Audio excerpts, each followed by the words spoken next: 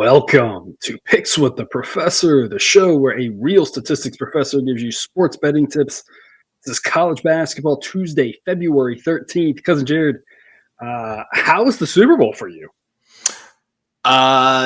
There was a lot of Taylor Swift, is what I would say. That was probably my number one takeaway from the Super Bowl. I mean, Yeah, if you bet the over on Taylor Swift cameos or appearances, you cashed like middle third quarter probably. Yeah, like I said, a 5-year-old is a big fan of Taylor Swift, so that was definitely the most important part of the game for us. What a great game, and the line closing at 47.5 and the game ending at 47. I mean, there's a reason why sports betting is hard. The books generally know what they're doing. So anyway, yeah, I feel like definitely under was the right play, but somehow ends up at 47 still. Anyway, can't believe NFL season is over. Feels like it just started. But I do have to say, even as much as I like Taylor Swift, I'm going to be happy that there won't be like a built-in reason for everybody to just be talking about her all the time anymore. So. Yeah, very fair. I would argue, the sideline said 42.5, and so we were all over the under. For that one, and I would argue that 42.5 was closer to the reality than 47.5, and then 9 points in overtime, which I thought it was crazy because we changed the rules because of the Patriots-Chiefs game a few years ago. That was such a high-scoring game, and the first team got the ball, scored a touchdown, and we went on to the Super Bowl, and we've not had an overtime yet have that, and even this one still would have been the same outcome under the other rules. Obviously the terrible thing was the 49ers not really knowing the rules for overtime, and that was its own fun thing about I'm like, why did you ask for the ball? That's like the weirdest thing. We've got a good even I have to admit, I didn't realize that the quarter end had no effect. Yeah, people ask about the Discord. I was like, no, it's just like a quarter. Like, there's nothing matters. It's just like moving on. It just changed sides. Yeah, and it's. I guess the two teams have to have a complete possession that cannot end with a quarter. So anyway, that is. We all learned something. I assume. I wonder how that would have happened at the half, but like mathematically, that's never going to happen. You could not have. It would be. I think the longest possession we've ever had is taking like a whole quarter. There's no way both teams could do it. Right. And with timeouts, you would never have that situation. Yeah. The slide's wrong. Of course, this is Tuesday, February 13th. As you can see there on the crawl there on the bottom. So it is what it is there. The person who edits these should really pay better attention. should. But we do have, as usual, a nice Tuesday slate. A lot of really good games to cover here and jump back in it. As always, a little recap. I thought about because Jared, I thought about doing this more on the daily basis there. It would just be that we have to do it like the reason we only do it once a week is because. Like tomorrow for Wednesday show, we're recording Tuesday show on Monday night. So we do Wednesday show. We could recap Monday, but we couldn't recap what happened on Tuesday. So like we will be recording before we even know how the games we're about to talk about finish. And so maybe we should just roll with it anyway. But as you can see last week, the plays of the day, folks, I don't know why you're not on Discord with us for all the fun over there on Dub Club, the plays of the day. If nothing else, you can go to Black Book Sports and get just the plays of the day for a little bit cheaper if you just want those. That's something you look forward to. Link in the show description, just $9.99 a month, and you get those plays a day. Last week was 40% ROI. That's not going to happen every week. 12% ROI in the season. I honestly don't think 12% over the season is sustainable. That's insane to be doing that well on the plays of the day. I would expect a little lower than that, but I mean, hey, we always talk about. We try to be realistic with things. We try to shoot you straight. We're very transparent. And we also talk about, you need the really good weeks to offset the bad ones. And we're far enough into the season now where it doesn't, we're not really having to deal too much with that. We have a bad week, whatever, but we've stored a lot of acorns for the winter times. A-grade totals last week, 14 and 14. Not exciting, but on the course of the season, still up 37 units, as you can see there on screen.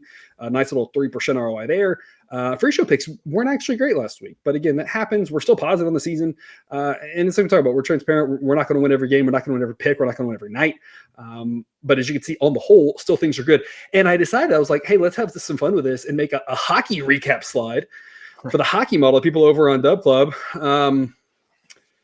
because we joked about this, right? We were like, everything's going great with the hockey model. We're going to go on show and pick 3 losers, and because we only had 3 games, and so we were like, we wanted to actually do a show for Thursday games where we could pick out the ones we like the most.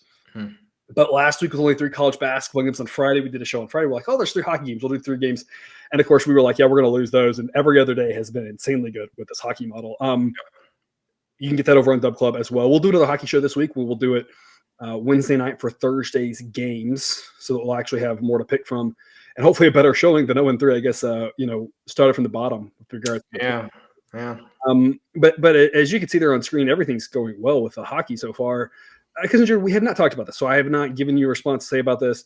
I am just curious how you're viewing the hockey model at this point, because you've been around when they did all these models and changed them from team-based to player-based, and you've seen all this. So I'm curious how you are viewing this. I know how I'm seeing it as the creator and seeing the early success, but I think your perspective is probably pretty valuable too.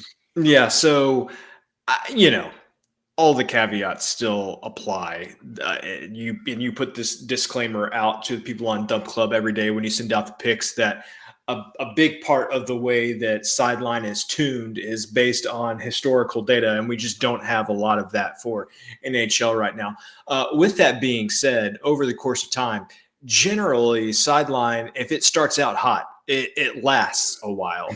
And so with the Apex, I am on board with the Apex on NHL right now, just because they have tended to do historically across all the models have done well, especially if they start out doing well, they usually continue to do well for a while. Couldn't really tell you on B grades right now. Still kind of examining that and seeing, for example, tonight I was able to grab a B grade on the Vegas Knights. I was say the Flyers puck line just got the win.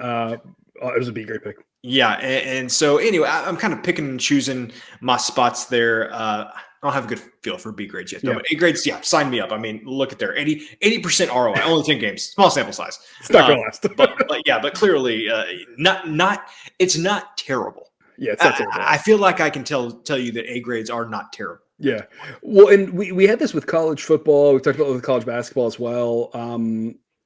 That calibration point, there was a time in college football where like the B grades were looking really well. We were like, we should make those A grades. We should lock those in. Those are higher confidence. So we kind of like move those thresholds so that going forward, we can make sure to include those as better picks. And so it's kind of the same thing here. Some of those B grades may end up as A grades later on. I don't really know at this point, but a lot of good things for hockey. If you're interested in that, again, Dub Club's the place to be. We'll do a once-a-week hockey show. And again, hopefully do better than 0-3. But going to continue on with college basketball. A lot of good things here. Really excited for where things are. We're going to start off by not going back to the well. North Carolina and Syracuse. And we're going to take the under. And because, Jared, I have no words for this. I mean, I'm going to try to say some words, but we have always taken the over with good offenses, faster paced teams.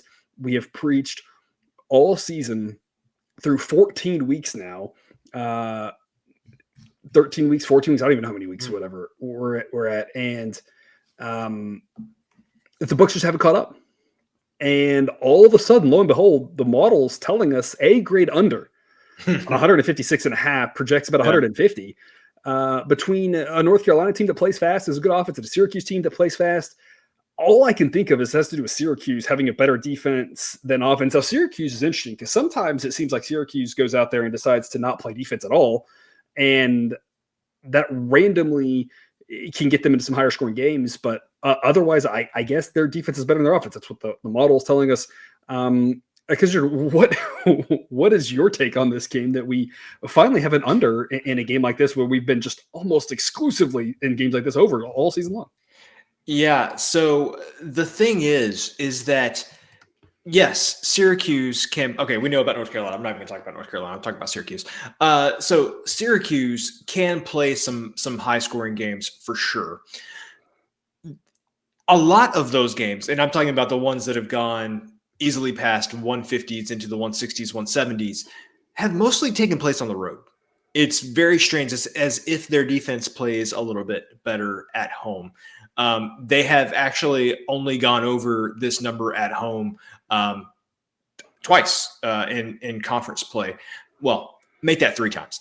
I do not count the most recent time that they went over that number at home against Louisville because both teams were just bonkers about a week ago.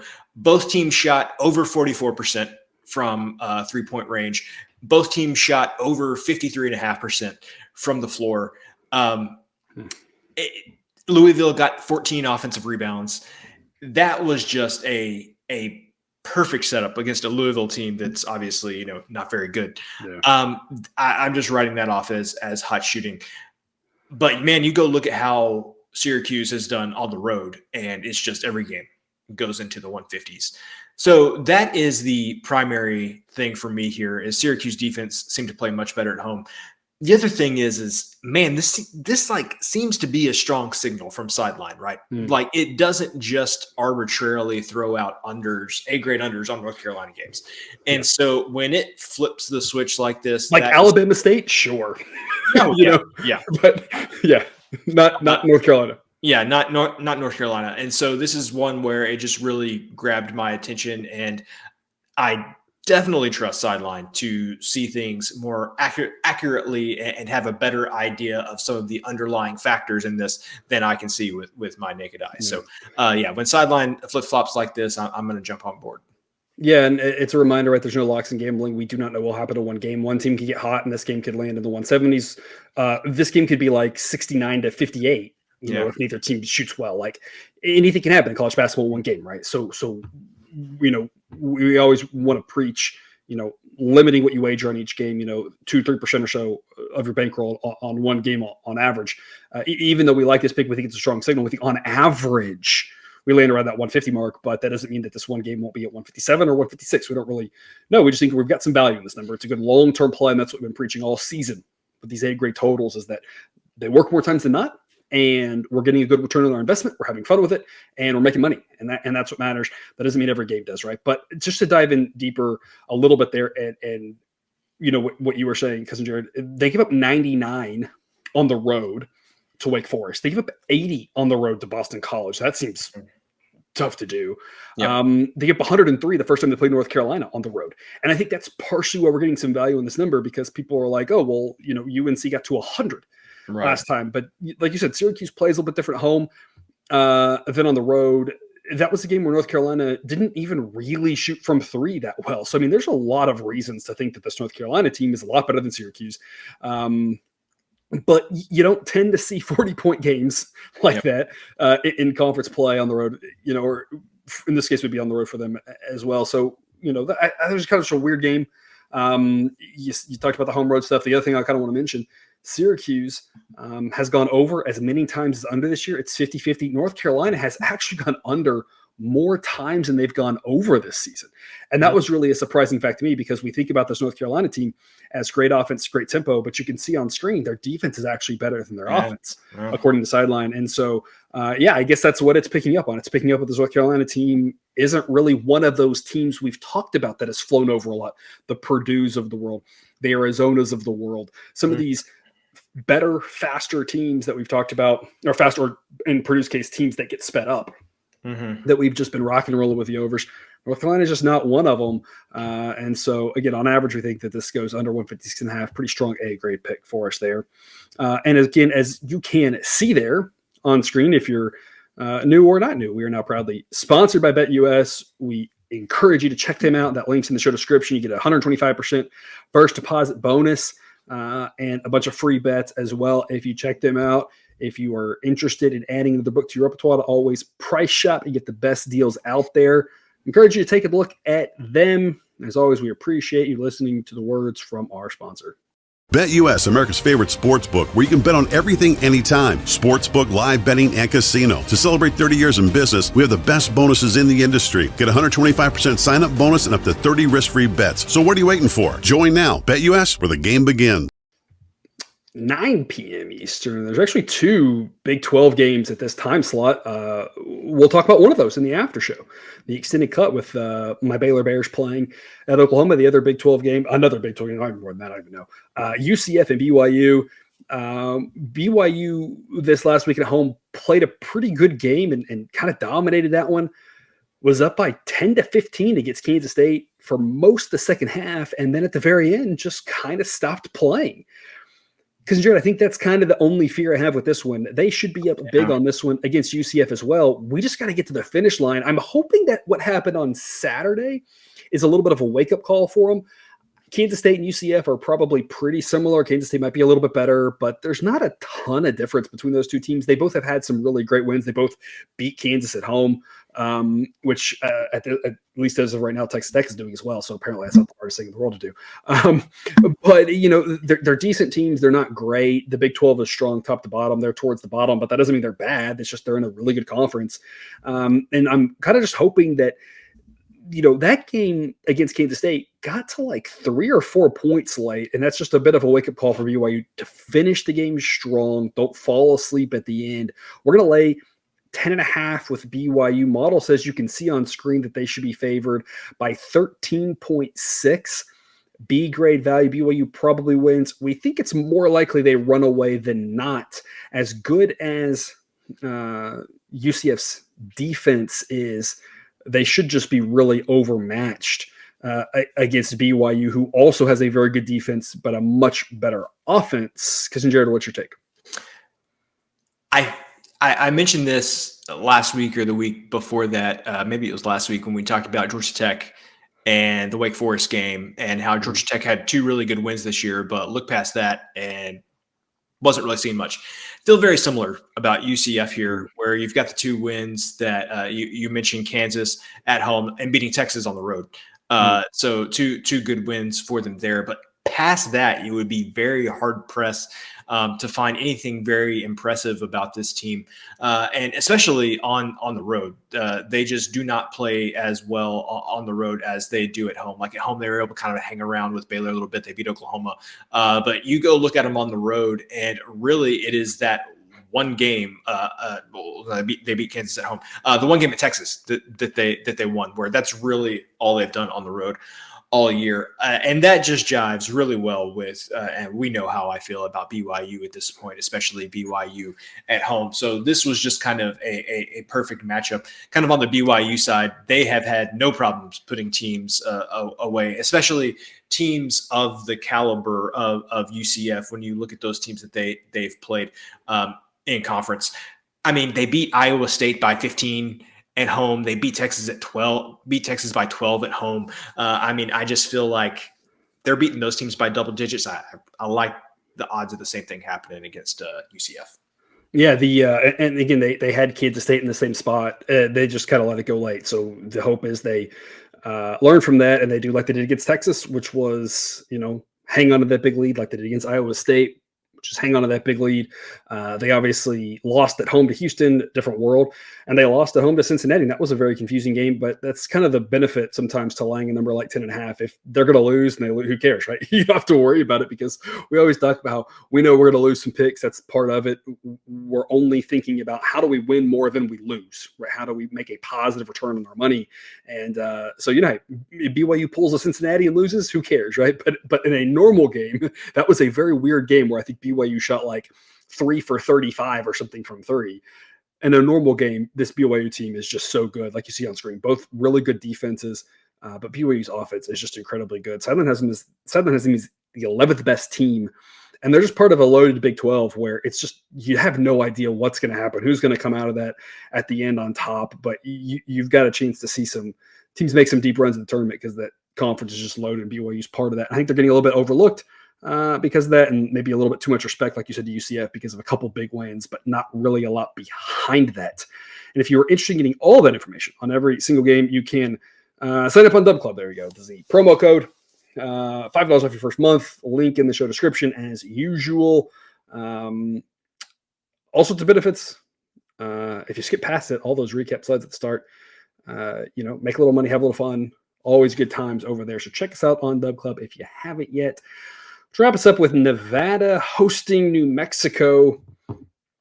Cousin Jared, I love watching the Mountain West. Love staying up late for it.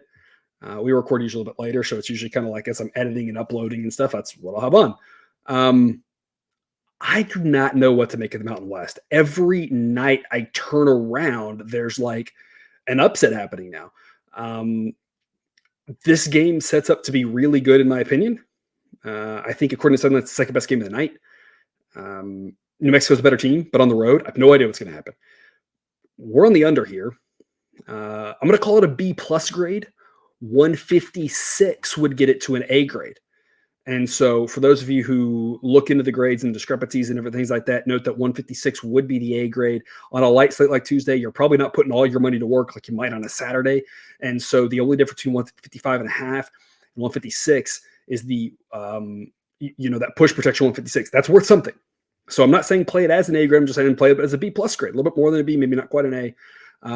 So it's definitely worthy of a play either way. But Nevada's defense is really good. I know we've talked about it before, because I don't know if it was you or Jake that pointed out that Nevada is a team that, consistently, seemingly, when they play weaker teams, can drop 100, but against the stronger teams, they really just rely on that defense. New Mexico's defense is better than their offense. Mexico plays with pace, but there's going to be more defense in this than people realize. Under 155 and half B grade pick. Tell us more. What I will say about this game is I think somebody's not going to score a lot of points. I don't know who it's going to be. I don't know if it's going to be New Mexico or Nevada. When these two teams played earlier this season, New Mexico won 89-55. Yeah. And okay, so here's the thing. Nevada didn't shoot well that game. They shot 23.5% from 3-point range, 34% from the field. New Mexico, on the other hand. I want to interject. Some could argue, and maybe not that bad, but some could argue the 16th ranked defense against the 18th ranked offense, they might have been putting them, and that was Nevada's on the road. They might have been putting them in bad shots. It might have been. Well, okay. So that maybe. You kind of skipped ahead to my point. Sorry. In that same game, New Mexico shot 50% from three and 58.5% from the field. But to what you just said, which is where I was going with this, between two defenses that are of this caliber, which one of those do I think is more likely to repeat? I definitely don't think anybody's shooting 58.5% from the field and 50% from three. Yeah. In this, it happens. It's just not what you would project as usual. That's like sure, things like that are going to happen. But if you go off and try to project that in every game, you're going to be wrong a lot. That's kind of a foolish way to live life. Yes, and so I think that either one of these teams is also going to have an off night again, or both teams are a little bit more towards the Nevada side of that shooting night as opposed to New Mexico. And so this is just one of those things where I mention this every so often, but when I get an opportunity to back two defenses that are rated this good, that sideline kind of views of this caliber, I'm just not gonna pass up that opportunity. And we've also talked plenty of times, like in my mind, there is a big difference between a number in the low 150s and a number in the high 150s, and we're above 155 here. So I just this game gives me this play, the under 155 and a half, just gives me a good feeling, honestly. Yeah, I would agree with that. And you obviously have to worry about New Mexico's pace, but if you just go back to that first game, kind of as you mentioned, if you think that maybe Nevada shoots a little bit better at home, New Mexico shoots a little bit worse on the road, a little bit worse because that was a little bit good luck, right? It all just kind of comes together and you kind of land in about the same spot. Maybe that game had a little bit of a sleepier second half, throwing a few extra points. You probably land right around 150, which is what the model says. Yep. And so under 155 and a half here, again, B plus grade play. I just love these Nevada unders. I don't want to play Nevada under against a good team because their offense is good enough and they're efficient enough. They do things right. They play smart. They're well coached, that sort of thing. They can score a lot of points, but against the top teams in the Mountain West in general, they have had a harder time scoring. They have to rely on that really good defense because their offense is more, respectably solid, consistent, not, great. And you saw that in the first match against New Mexico, how they struggled to score. And part of that was bad luck. Part of it is good defenses, kind of hold them down a little bit. So I like that under there. A recap slide here for you. Again, you can join us on Dub Club. Ad-free shows, Discord access, more picks, information on every single game for college basketball and NHL. Baseball just around the corner. March Madness around the corner. Great time to join up and have some fun with us over there. Because enjoyed any parting words before we have our outro video and then come back to talk more basketball for all of our friends over on Dub Club. I don't know. I'm just gonna tease it here. There's also another type of play that you get on by being a Dub Club member around NHL games that I don't think that we've talked about on the show we did last week. Not sure if we'll talk about it this week, but you do have a third play that is available out there. I guess fourth, really. You've got the money line, puck line, totals, and you have one other thing out there that is available to all Dub Club members as well. So you got to join to see what that is, or maybe just watch the hockey show later this week. There you go. Nice little tease. All right, as always, again, hopefully if we see you on the other side of the music, you can get that link by being on Dub Club. Otherwise, we will see you tomorrow.